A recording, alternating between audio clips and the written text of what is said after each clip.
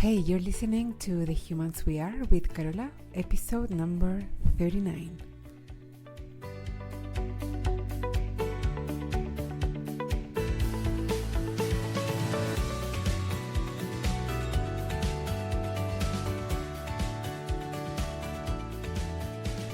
Hello, my friends. I hope you're doing really well. It's been over 6 months, almost 7 months, since I last published an episode in the podcast, and I wanted to catch you up just in case you've been curious about what's going on with me. If this is not any of your interest, feel free to skip this episode, as I am only going to be talking about myself and what I've been doing and what are the reasons that I hadn't uploaded any new episodes.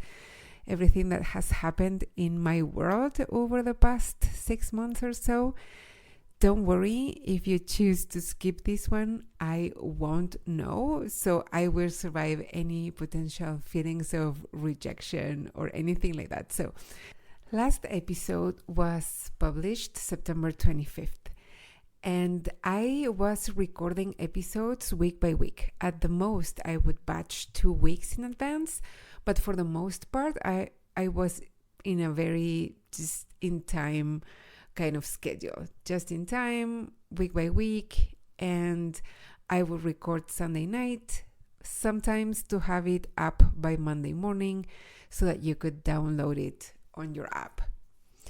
The first thing that happened was that within a span of 2 to 3 weeks at the end of September, we found a new place and we decided to move. Mind you, I had been living in the old place for about 13 years. I bought that place before I even met my husband. And shortly after I met him, he moved in, and shortly after we started a family. So there was not only a lot of history, I guess, and emotions tied to that place, but also a ton of stuff. You know, according to the World Health Organization, moving is the third most stressful life event after death of a loved one and divorce. And I knew it was going to be tough, but I had no idea how freaking tough it would be. And I wanted to share my thoughts about it with you because most of us will move. And I believe that if you are prepared and if you understand what's happening, it makes it a little bit easier. So for those of you who are contemplating a move, have recently moved, or will have a move in the future, I hope this is going to be helpful, that I share my experience with you.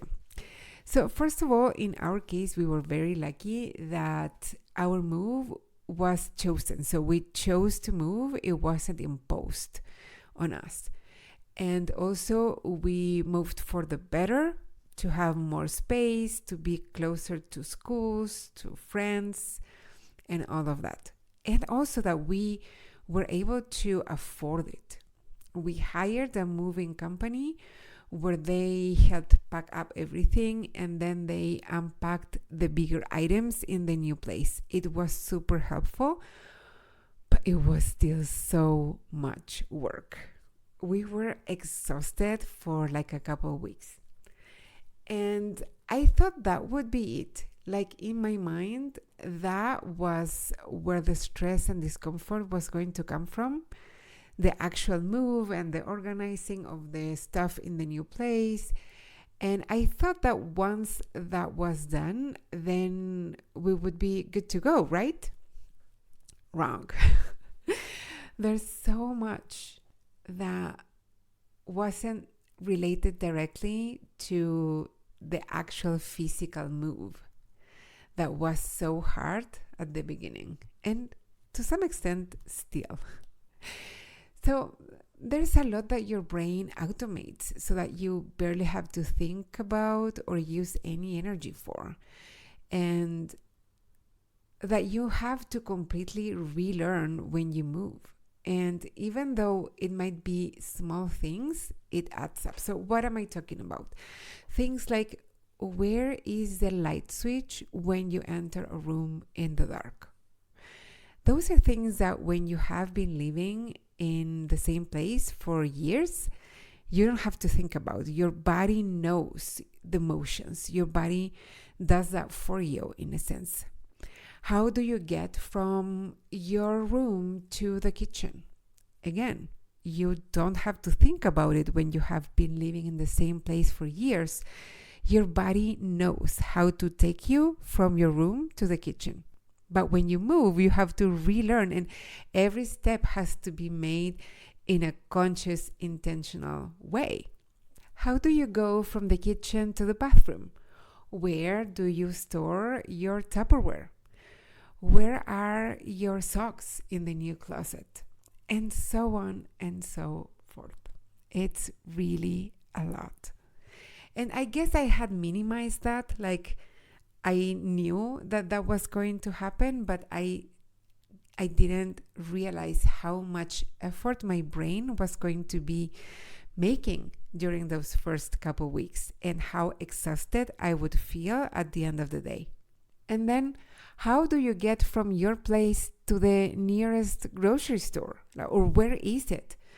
Where do you need to tank to put gas on your car? How do you get to school? And everything. There's so much, and it adds up to the exhaustion. And plus, in my case, I miss the old place a lot. I miss the neighborhood, the trees, the stores, everything. And I don't know, if you have moved recently, you may be able to relate. Or maybe I am just not as flexible as I thought that I was, in that regards at least. Then a few weeks after the move, we had a trip planned, just my husband and I, to celebrate my birthday and our 10-year wedding anniversary. So we went to Orlando, and it was super fun. But I came back super sick with pneumonia, which I hadn't ever experienced, thank God, in the past.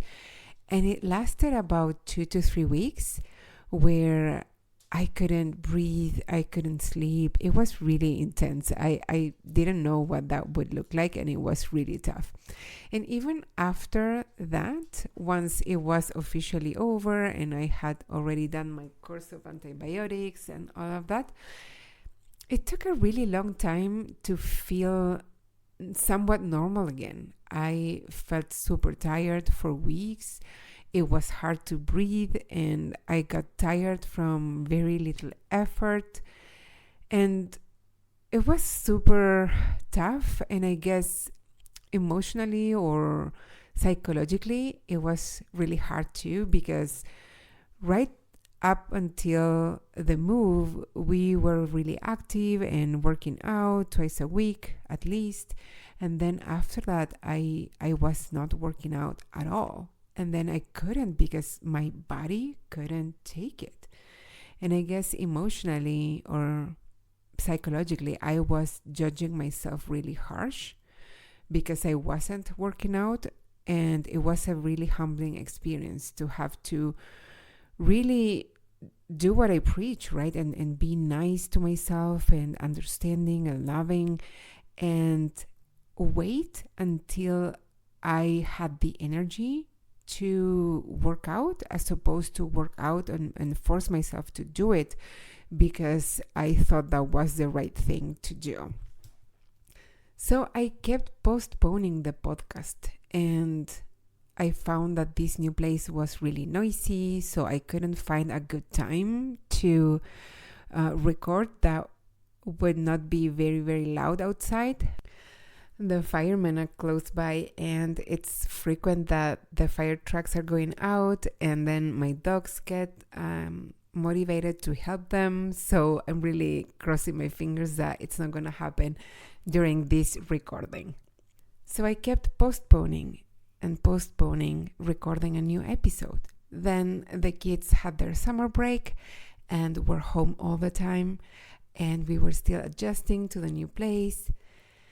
And then my mother-in-law fell ill, and after a short week in the ICU, she passed, which was super unexpected and shocking and surreal and incredibly painful for all of us.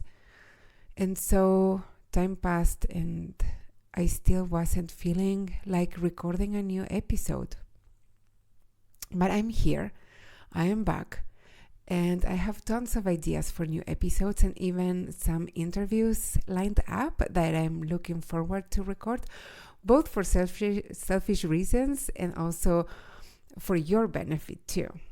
I can't promise that it won't happen again, that I will stop uploading a new episode every week. But what I can promise is that when I do record a new episode, it will be because I really want to share something with all of you, and not because I think I have to comply with a schedule. And I believe that's a better guarantee that what I do share will be interesting and or valuable to all of you. If you are still here, thank you for allowing me to catch you up with my human life. Thank you for your interest in listening to my personal ups and downs. If you want to find out more about how to work with me, I'd love to have a conversation about it. You only need to book a free consult by going to www.carolafuertes.com/consult. I currently have availability for one-on-one clients, so if you're interested, why not book it now that you're thinking about it? Why postpone something that could be so beneficial for you in the short and long term, right? And if you want to support this show, you can follow it or subscribe where you normally listen to podcasts. And honest reviews in the platform that you're listening to right now are the best way to do so. And also to recommend it to any friend or loved one that you think might benefit from listening or enjoy it.